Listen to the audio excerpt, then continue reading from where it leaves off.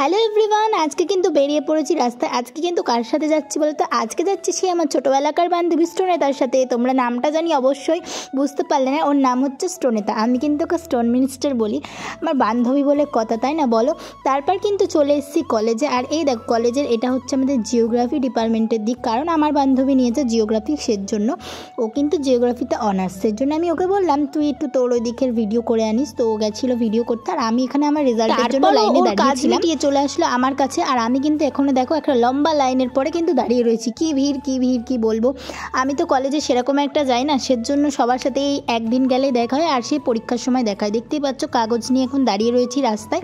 তারপর কিন্তু আমার রেজাল্টটা নেওয়া হয়ে গেছে। এখন কিন্তু আমরা দুজন বেরিয়ে পড়ছি বাড়ির উদ্দেশ্যে, দেখতেই পারছো। আর কি রোদ বাইরে, কি বলবো তোমাদের, এত প্রচণ্ড গরম, বৃষ্টি হচ্ছে তাও যেন বেশি গরম লাগছে। এই দেখো আমার বান্ধবী।